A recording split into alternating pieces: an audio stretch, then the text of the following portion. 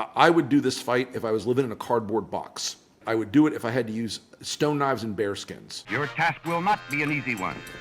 Your enemy is well-trained, well-equipped, and battle-hardened. There is not a liberal America and a conservative America. There is the United States of America. Good night, and good luck. Hey folks, it's Rick Wilson, and welcome back to Lincoln Project's The Elephant in the Room. I'm your host, and we're going to talk about the elephant in the room today. First off, I want to say this. It was a bad night for Joe Biden. I'm not going to spin it for you. I'm just not. But you know what? I've learned as being a pilot for a long time. When you're in an emergency, the first thing you do is fly the plane. You know, in flying, we practice these emergency scenarios all the time. What happens if the engine quits, if your avionics die, if there's a fire in the cockpit, if a bird flies through the window, smacks through your window like a goose flies through your window? You practice those things all the time. And I'll tell you, you practice them so much because you memorize certain parts of it, okay? So you could wake me up in a sound sleep and say, Rick, I've got an engine out. We're flying a Beechcraft Baron. What do you do? And I know what to do. I've memorized the boldface checklist. I know what the flow of the controls is.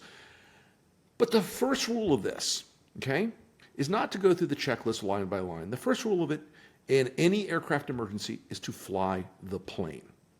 It's the simplest act of all. You fly the plane. If you don't keep flying the plane, you're not going to solve the emergency, and you're going to be out of control, and you're going to crash. And so when you have a problem when you're flying, there are three rules. They're very simple. Fly the plane, which is the aviate, navigate, and communicate. Right now we're in the aviate part. Got to fly the plane. Had a bad night last night. It was late June. Everybody thought this race was kind of settled into a stasis, and I will tell you, it wasn't. Joe Biden went on stage last night with a felon, a man who tears down America, his whole speech last night was tearing down America. He told 500 lies, or however the number is, bragged about ending Roe versus Wade, defended the January 6th terrorists, denied having sex with a porn star, promised to betray Ukraine, talked down our country, really, really wrecked the way he described America. It's always a disaster, it's doom, it's terrible, it's the worst, it's a hellhole. That was the guy Joe Biden went on stage with. And I wrote a piece the other day basically telling Biden how to do this. And sadly, I'm not advising Joe Biden on debate. He went in there and he was trying to talk about parts per billion of carbon and policy stuff, and he got in the weeds. He was overprepared and he was tired. That's malpractice on the campaign's part. They had him do multiple events that day. That wasn't smart. And so Joe Biden had a bad night. He put in one of the worst debate performances I've seen, and I've seen a lot. And beyond age, there was a sense that wild over-preparation got to him. And I wanted him to prepare. I wanted him to rehearse. But what I thought he should have rehearsed was, the turn to Donald Trump and saying, you're a criminal, you're a felon, you're an idiot. Instead, it was more policy-driven, and I don't think that worked for him. But I'm going to tell you something else, folks. While there is a stampede right now, everybody must get out today, all that stuff, half of it's being driven by the Trump side, which I would do the same thing if I was them, by the way. I'd do the same thing if I was them. But history is full of bad debate performances. I can tell you, 1980, I wasn't there. I was still in junior high, thank you very much. 1980, Ronald Reagan had a bad first debate. He had a terrible first debate. People forget about this. Bill Clinton in 1992, against George Bush and Ross Perot. His first debate was awful. Time magazine ran a cover like, Clinton in third, he's doomed. Is he doomed? Is he out? They were like, the Democratic Party's going to die because Bill Clinton's going down in flames. Happens. I was in Boston in 2000, watching George W. Bush debate Al Gore for the first time. And we're standing backstage, and the then chairman of the Republican National Committee has his head in his hands. He's like, we're so effed. This is going to go wrong. What are we going to do? He can't debate this guy. Al Gore's a genius. Then W turns around in the successive two debates and whips Al Gore's ass on the debate stage. Okay? Obama goes out against John McCain, his first debate. Not great. We tend to overcorrect on what debates mean and what they are. The chattering classes love them. The media loves them. And this year, the media particularly has been looking for ways to accomplish their framing of Joe Biden.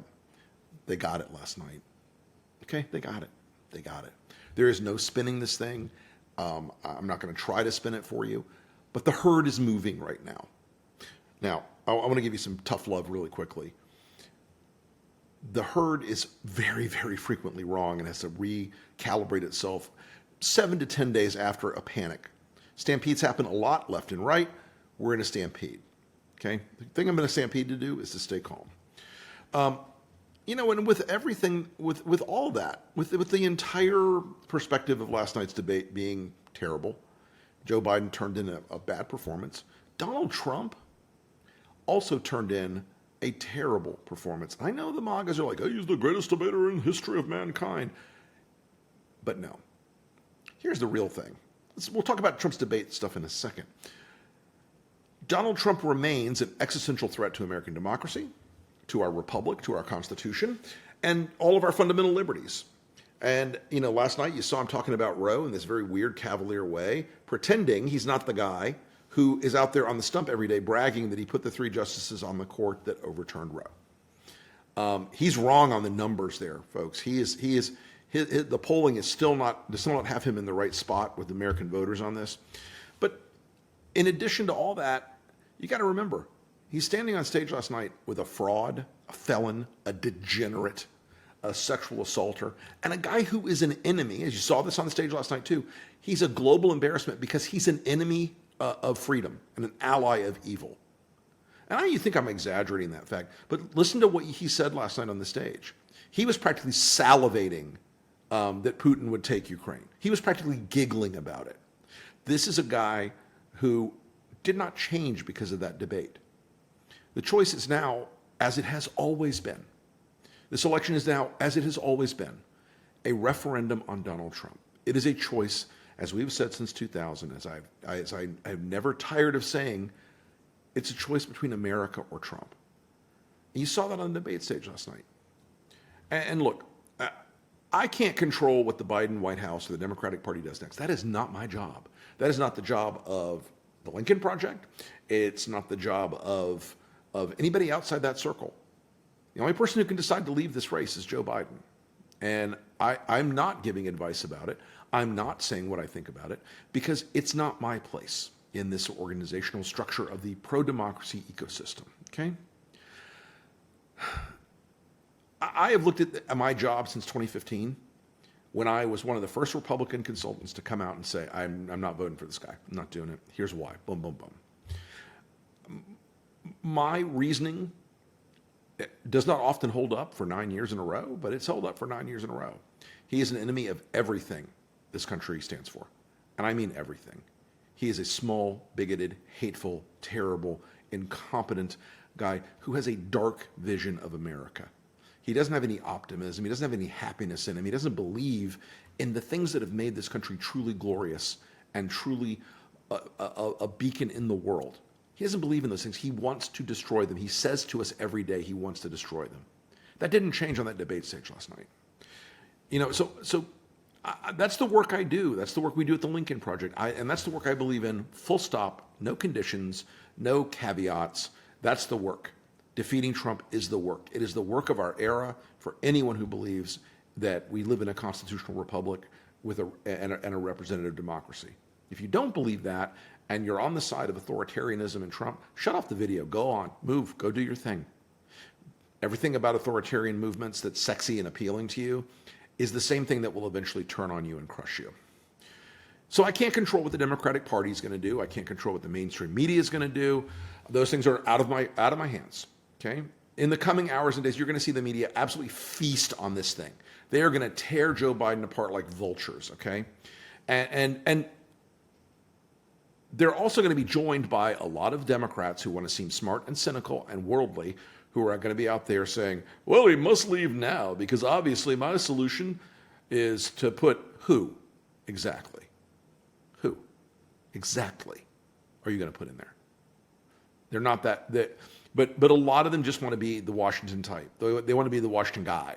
They want to be the one who's like, I'm so worldly, I'm so bitter and dark inside that I'll be the one to pull the trigger on Joe Biden. Guys, he's not Donald Trump, okay? Don't lose the focus on that continued and fundamental truth. He's old, not evil. He had a bad night, but he doesn't have a bad portfolio of ideas that will destroy the freedoms and liberties and constitutional protections in this country. So, I'm kind of a practicing Stoic at this point in my life, and so I'm going to control what I can control. I'm going to control my own emotions about this. I'm going to control how I calibrate the responses I have to these things that are meant to evoke big emotions. I'm going to stay cool. I'm going to stay calm about this.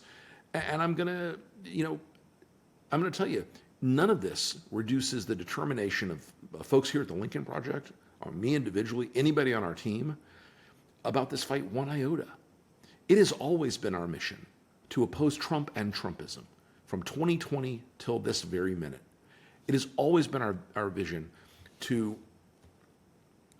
break this movement, this authoritarian movement around him, and to break him. We've done it once in 2020 at the presidential level. We beat 17 of his people in 2022. We're going to do the same thing this year with Trump. He can still be beaten, and we will. So that's the part of my Stoicism is I'm going to dismiss the things I can't control right now. I can't control what the Democrats do. I can't control what the media does. But what I can do, and what I can, listen, there are some things I can't do. I would like to release 400 hungry and rabid Wolverines in Mar-a-Lago because I think it would be fun and funny, but I don't think I'm going to get that wish. But look, what I can control and what we can control is the tempo of messages against Trump, the timing of them, the character. We've got a machine, and there's a lot of other machines in the pro-democracy space right now, and a lot of other voices in the pro-democracy space right now that understand this. Whatever happens with Joe Biden, we cannot for a moment cease the attack on Donald Trump. We cannot for a moment stop kicking him in the nuts every single minute of the day. This is a fight that requires messaging and strategy and communications and social media and ads and placement and grassroots work and everything else. Because if you let him have the next 2 weeks, if Democrats indulge this fantasy of replacing Joe Biden for the next 2 weeks or longer, and you let Donald Trump get an open field and a head of steam, and you let him begin to build up momentum, you will lose. So that's why the attack can never cease on Trump. Wrote about it in the second book. Once you're in the fight with him, you must never leave the fight with him. He will always find a way to try to make you go to sleep or think he's dead or think he's finished, and then he comes back over and over again. He's political herpes. He never stops coming. So everybody in the pro-democracy movement needs to stay in the fight. You need to pull the oars in this big boat in the same direction, everybody. And I mean, we can control a lot of things that we do. We can keep splitting off those messages for GOP voters who are uncomfortable with Trump. There are more than that than there were in 2016 and more than there were in 2020. That number is evidenced by Nikki Haley's performance, by the numbers we're seeing in our focus grouping, polling, and other data research out there. We've got to keep splitting those people off. We've got to all keep telling the truth about what Trump did last night also. This wasn't some triumph of rhetoric. This wasn't some controlled guy. He told a set of stories that were so luridly untrue, so insanely false over and over and over again, that an army of fact checkers and trained linguists could spend a month parsing all of them. It was an insane performance. And if Joe Biden had an even slightly better night, the story narrative right now would be that Donald Trump's off his fucking rocker, that this is a guy who is completely bonkers. Because the things he was saying last night about this country, the lies came so hot and heavy, it was kind of astounding. Like I said, it's this Baron von Munchausen fantasy world he lives in that didn't get fact-checked on the stage, that didn't get fact-checked much after, got a bit after, but post hoc fact-checking with this guy just doesn't work the same way. And he didn't stop lying. He never does. But let me say this also. Let's take the phrase that Donald Trump won the debate. Okay, all right, use that phrase. Use it all you want. Donald Trump did not suddenly get exonerated last night of 34 felony counts. He did not stop being a sexual assaulter last night. He's not a better or stronger or more honorable guy than he was yesterday. In fact, I'd argue that he keeps revealing to us how dark and wrong he is. He is a felon. He's still a felon. You can win 1,000 debates. He's still going to be a felon and a criminal. He is still this repugnant, low, horrible creature. And the catalog of lies last night wasn't new. All the stuff about immigrants, it's purely feeding the base, okay? And again, if you took the color of Biden's bad performance last night out of the picture, nothing Donald Trump said last night was an appeal to the voters that Nikki Haley was winning. None of what he said last night was an appeal to independent voters who were out there, because it was so over the top. It was so crazy. And it all came down, again, this very dark, pessimistic vision about this. Guys, nothing about Trump changed after last night. And I want to say this, 130 days is an absolute eternity in politics, okay? And I want to give you an example of a window about 130 days. I was trying to think of it last night. It kind of percolated up, and I thought about it this morning when the dogs were howling and wanting to go outside. When the Germans invaded France, here's your World War II history lesson. When the Germans invaded France in 1940, they fell pretty quickly. And Europe was in shock. England was in shock. They'd been defeated and thrown off the continent at Dunkirk a little while before that. And Winston Churchill had been in office about 2 months. And he gave a series of 3 speeches. The first was the Fight on the Beaches speech. But the one I'm going to talk about is the last of the 3. And it's called the Finest Hour speech. Because Winston Churchill gave that speech in June. By the fall, about 130 days later, the Battle of Britain had led to the defeat of the Luftwaffe. It had broken Hitler's ability to invade and destroy England. Churchill understood this. It was one of the most famous speeches in history. And, you know, that hour, that world looked dark and impossible and terrible. And Churchill knew this wasn't just a rhetorical construct. He knew that unless they fought in that window of time, between the time that the shock of the fall of France had set in and the German invasion, unless he knew that if they didn't fight every day, they would fall. He would die. The country would die. So in the Finest Hour speech, and I'm just going to pick 2 sections, and I'm going to read them to you. And I cannot imitate Winston Churchill sufficiently, but I'm not going to try. And I want you to ponder these 2 sections as you feel depressed and as you're worried right now, as you think that this is all over and that Trump's going to win. Because this guy faced something much bigger. And Trump may be the spiritual heir to what Winston Churchill faced. But I want you to take these two paragraphs to heart. In casting up this dread balance sheet, contemplating our dangers with a disillusioned eye, I see great reason for intense vigilance and exertion, but none whatever for panic and despair. During the first 4 years of the last war, the Allies experienced nothing but disaster and disappointment, and yet at the end their morale was higher than that of the Germans, who had moved from one aggressive triumph to the other. During that war, we repeatedly asked ourselves the question, how are we going to win? And no one was able to answer it with much precision until, at the end, quite suddenly, quite unexpectedly, our terrible foe collapsed before us. And the second graph I want you to listen to and really internalize this, folks. The whole fury and might of the enemy must very soon be turned on us. Hitler knows that he will have to break us in this island or lose the war. If we can stand up to him, all Europe may be freed, and the life of the world may move forward into broad sunlit uplands. But if we fail, then the whole world, including the United States, including all that we have known and cared for, will sink into an abyss of a new dark age, made more sinister and perhaps more protracted by the lights of perverted science. Therefore, let us brace ourselves to our duties, and so bear ourselves. If the British Empire and its Commonwealth lasts for 1,000 years, men will say, this was their finest hour. Here's the thing about finest hours, everybody. You have to earn them. The fight continues, and you have to earn them. You have to wage the war against the evil that is Trump and his movement. And it is evil. I'm not going to parse it. I'm not going to spin it. I'm not going to do the polite thing and, oh, it's just a different. No, it's not. Okay? You have to earn your finest hour. And I am confident that if we wage this war on Trump, and it must be relentless, and it must be unmerciful, and never leave the fight. We've got 130 some days to go, folks. And if we do that, our terrible foe will collapse before us.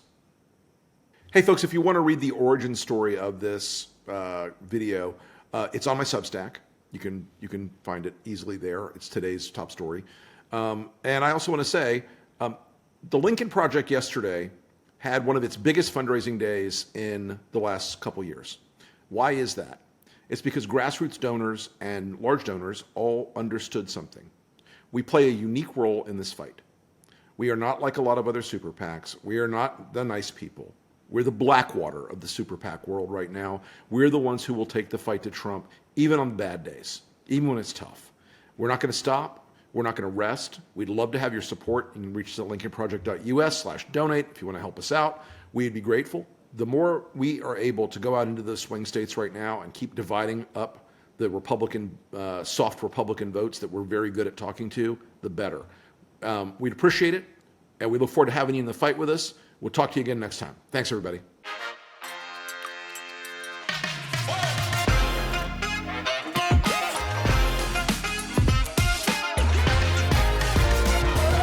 Good night and good luck.